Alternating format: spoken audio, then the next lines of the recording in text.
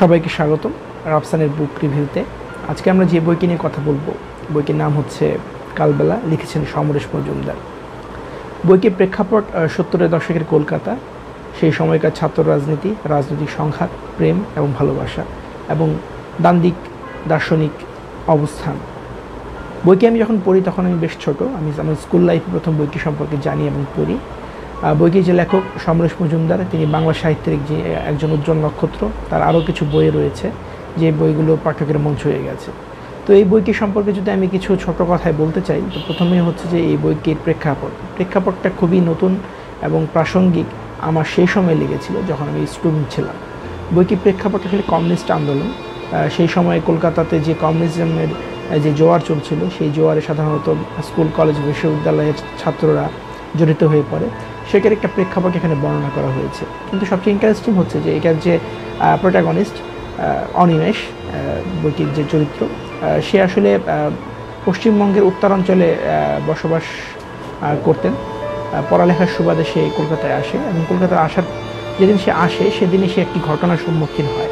সেখান থেকে ঘটনাটি শুরু হয়েছে। এই উপন্যাসের একটা বড় অংশ সেখান থেকেই শুরু হয়েছে। তো আমার কাছে যে জিনিসটা সবচেয়ে মজার লেগেছে বা আকর্ষণীয় লেগেছে যে ঘটনার কোনো মেদ নেই। এই বইয়ের বেশিরভাগ কথা বা বেশিরভাগ ঘটনা বা বেশিরভাগ বর্ণনা খুবই মেদহীন, যেটা পড়লে আসলে আপনি খুব দ্রুতই ঘটনার সারমর্ম বা ঘটনার প্রেক্ষাপট সম্পর্কে বোঝার চেষ্টা করতে পারবেন। এবং প্রেক্ষাপট 70-এর দশকে সেই সময়কার যে তরুণ প্রজন্ম আছে তারা কীভাবে তাদের রাষ্ট্র, সমাজ ব্যবস্থা এবং আশেপাশের পরিবেশটাকে দেখতো, সেটা একটা প্রভাব এখানে আছে। আর তার সাথে আর একটা চরিত্রের কথা বলতে হয়, মাধবীলতা, যিনি আসলে এই উপন্যাসে একটি গুরুত্বপূর্ণ ভূমিকা পালন করেছেন। তার যে মানসিক দৃঢ়তা, অনেস্ট এবং সত্যর পথে চলার যে ইচ্ছা, সেটাও এখানে প্রকাশ পেয়েছে। আরেকটা মজার বিষয় হচ্ছে যে কমিউনিজমের যে বিভিন্ন লেয়ার রয়েছে, যে কমিউনিজমটাকে আসলে সেই সময়কার যুবক যুবতী বা সেই সময়কার সমাজ ব্যবস্থায় কীভাবে গ্রহণ করেছিল বা কী কী প্রতিবন্ধকতা সৃষ্টি হয়েছিল, সেটার একটা বিশদ বর্ণনা আমি এখানে পেয়েছি।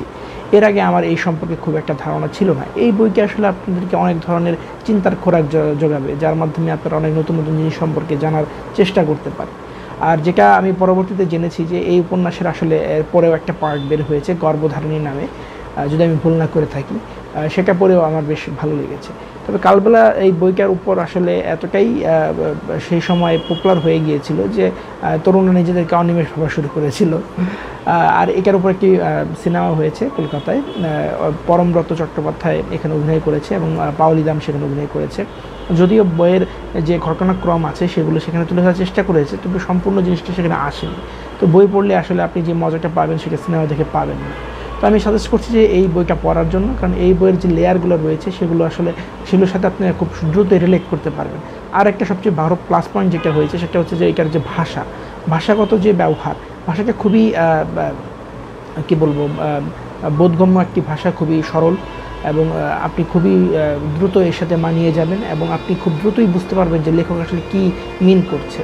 এবং আমার কাছে যেটা মনে হয়েছে যে এটা খুবই একটি গোছানো এবং খুবই পরিপাটি একটা বই। যারা বই পড়তে আগ্রহী বা নতুন করে বই পড়া শুরু করছেন, বিশেষ করে যারা স্কুল কলেজে বর্তমানে আছেন, তারা এই বইটি দিয়ে শুরু করতে পারেন। এই বইটি আপনাকে আসলে ধীরে ধীরে জিনিসটাকে অ্যাডপ্ট করা শেখাবে যে বই কীভাবে পড়তে হয়। আর এই বইয়ের পাতা সংখ্যাও খুব একটা বেশি নয়, আমার মনে হয় যে 200-250 পেজ হবে। আপনারা যদি কেউ পিডিএফে পড়েন তাহলে আপনারা পিডিএফ ডাউনলোড করে নিতে পারেন, আপনার ট্যাব বা ইবুক রিডার যেগুলোতে আছে সেগুলো রেখে পড়তে পারে।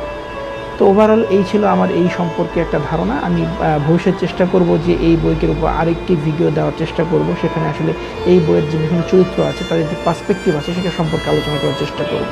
আজকের মতো এইটুকুই, আশা করি ভালো থাকবেন, আমার ভিডিওগুলো দেখবেন এবং আমাকে সাবস্ক্রাইব করবেন। ধন্যবাদ, আবার দেখা হবে।